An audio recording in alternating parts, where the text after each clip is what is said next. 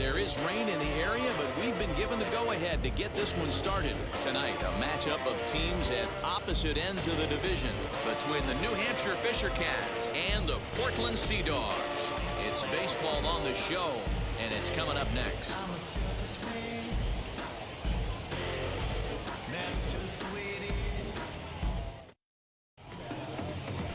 Travis Carroll, the right-hander out of the state of Oregon, gets the ball in this one. What do you have for us on him, Danny? Boy, this guy was unbelievably good in his last one. Struck out a ton of guys in an amazing performance, and all of his pitches were working. Let's hope he brings that A game back with him in this one. Now to the plate, Ken Weller, and we are set for baseball here this evening. The right fielder, Ken Weller. First offering on its way. Hit in the air down the right field line. And it's a foul ball. First pitch, 7:35. Hit down the third base line.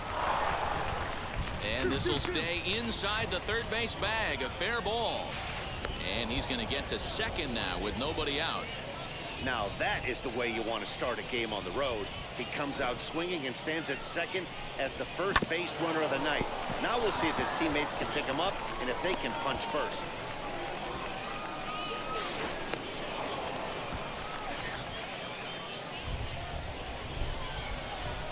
Into the box, Kyle White, batting left-handed here as he takes a look at strike one.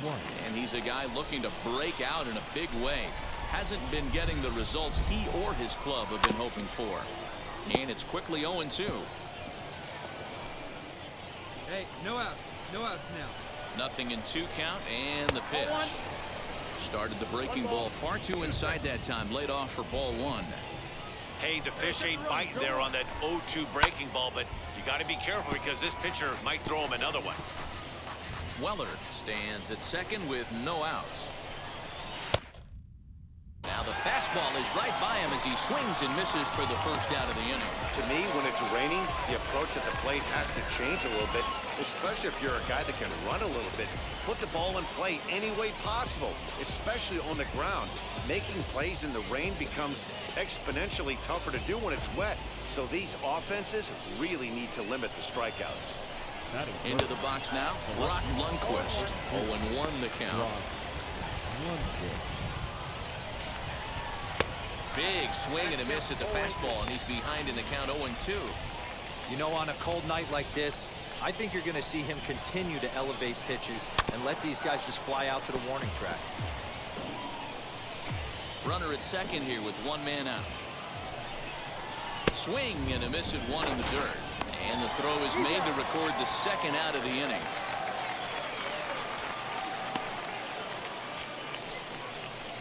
Good pitch there, and that was a nice job by his battery mate to complete the play first after the ball hit the dirt. The first baseman. She'll take a look at a strike right down the middle. It's 0-1. Hey, I know it's early and we're in the first right here, but he's going to have to work that heater to both sides of the plate. He cannot get away with missing over the heart of the plate all night. Takes this the other way to right. That's in there. Base hit. Weller rounds third and is digging for the plate. And he's safe at the plate as they take the lead. Hey, nice way to start a new series, Giro. The thing you want to do is try to score early. It's always nice to win the first game of a series. Yeah, they're coming out swinging right here, trying to set the tone and let everybody breathe a deep sigh of relief. Hopefully get this first game under our belt. The average not quite where he wants it, down in the 220s. 5 homers and 30 RBIs. Come on, guys. And he chased it in the dirt. And the throw to first ends the inning. It's a run on 2 hits, 1 left. We'll move on to the bottom half of inning. Second inning set to go. And coming forward now is the shortstop, Orelvis Martinez. There's a fastball right down Broadway taken for a strike. Yeah, I get it. They want to run this guy's pitch count up, but that was a pretty good pitch to hit. He might be kidding. Swing, high drive, left field and deep. Warren is going to get back, and he'll put this one away on the warning track for the first out. Next, it'll be Jordan Groshans. It was a two-hit effort for him, including a home run in last night's game. And it's fouled away. One out, nobody on. And he fouls this one off. I know that fastball registered at about 92, 93, but I guarantee you it looked about 4 to 5 miles an hour faster than that for this offensive player. After coming off a curveball, the old push the throttle and pull it is being used. So he gets the swinging strikeout on the changeup. Jordan Groshans is sent packing for out number 2 in the inning. Into the windup, here comes the 0-1. Oh, and he's really getting the better of him now. It's strike 2. Well, they got to him in the first inning, which is huge, but he looks a lot more settled into this ball game right now. He's not the kind of pitcher you want to let. And we'll just leave it there as they make the play to end the inning. So now to the plate, Daniel Haston. Couple of hits for him in 4 trips to the plate last night. And here's a fastball called for strike 1. That's a pitch he'd like to have back. You're not going to see very many pitches like that from a pitcher of this quality. I'm sure he'd like to have that one back to take a swing at it. And this is swung on and missed. 5 quick strikeouts now, and that's your first out of the inning. So the next to bat will be Ken Weller. He doubled his last time up. Good fastball down around the knees there, taken for a strike. Hit to short. Reined in. Throw in time at first for out number 2.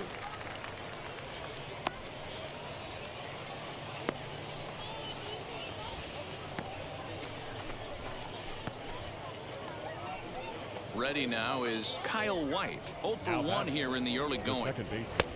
And he swings through a fastball and doesn't catch up with it. It's 0-1. Well, he kind of tipped his hand right there. His approach is obviously sitting on the off speed because he was so late on that first pitch heater. Bounce to first. Fielded cleanly. And he'll step on the bag himself. And the inning is over. So no runs, no hits, no errors. All set for the start of the 4th. Digging in is the outfielder, Brock Lundquist. Fouled off. Brock Lundquist. The windup and the 0-1.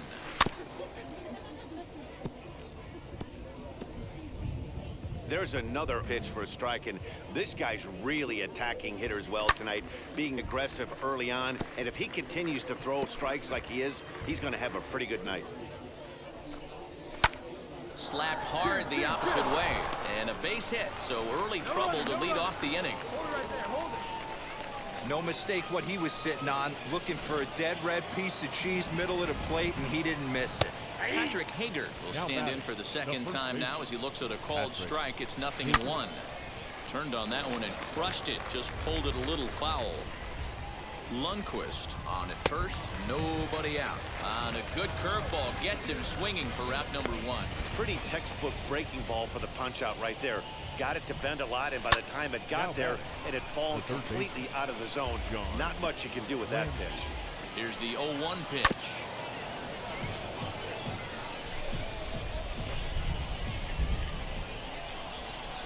And there's the good curveball as he's set down on strikes for the second time here tonight. That's his second strikeout of the game. I wouldn't be surprised if a coach finds him in the dugout and gives him a little talk about shortening up and putting the ball in play. Good things tend to happen when you do that in these kinds of conditions.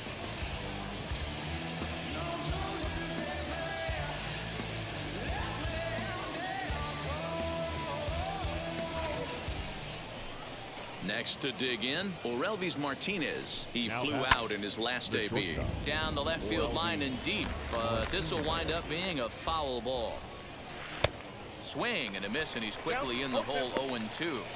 Wow, what makes it so tough to be a hitter is to be able to hit and change his speeds, right? A swing and a miss. That retires the side, and that will do it. So it's no runs on a hit, no errors, and a man left. To the bottom of inning number 4 we go.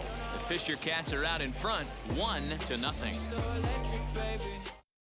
To the plate now is the designated hitter, Jordan Groshans. He'll look to light a spark under this lineup that hasn't found the scoreboard since back in the first inning. Yeah, and for me, the story has been the starting pitching they faced. It's been very difficult to rebound and, quite frankly, dominate after getting roughed up a bit in the first inning of a start. So I'll give him a lot of credit for what he's been able to do.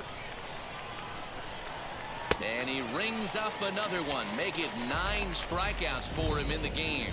Well, you can tell by their approach that they're going to go up there and try to be aggressive off this guy, but he's taking full advantage of that. He's pounding the zone with strikes, and right now we're seeing a lot of swings and misses and a lot of strikeouts and no walks either. Stepping in now, Bill Kidd. He will take strike 1 on the fastball here. No balls and a strike. He's 0 for 1 thus far. That's over, but low. It's a ball and a strike.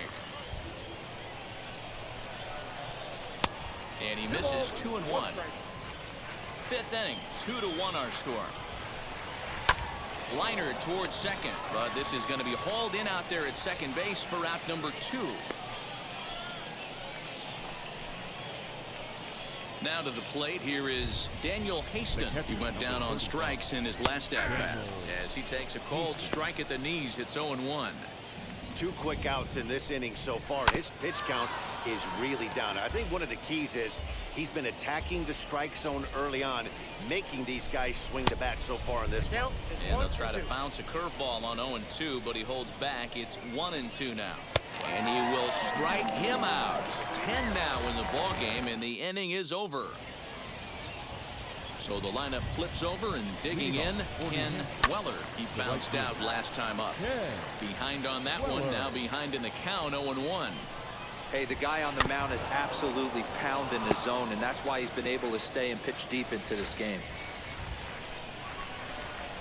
And he struck him out. And there's strikeout number 11 in the ballgame. It's always nice to keep a guy that has good wheels off base, and that's just what they did right there. Big strikeout, keep that guy off the base. Kyle White is in for the 3rd time now as he takes a called strike. It's 0-1. You know, a lot of guys don't like to swing at the first pitch. That might be the case with this one right here. Took a wheelhouse fastball, 0-0 center cut. Didn't even give the impression he was swinging. He froze him on the breaking ball that time. Kyle White goes down for out number 2 in the top half. This should end the inning as it's sent out to second. Scooped up, throw on to first, gets him, and the side is retired. So they go quietly here in this half inning. Into the box, Patrick Hager. And guys, 7th inning already. Hey, I'm not complaining, but this one's been flying by. Yeah, I'll agree with that, Matt. That's what you get when both starting pitchers have it working. Neither of them have been nibbling around the strike zone at all, and they've trusted their defense to make the plays, and they've done just that. Yeah, and it's resulted in a game that could really go either way in these late innings. And the throw to first is in time, so the leadoff man is gone here to start inning number 7.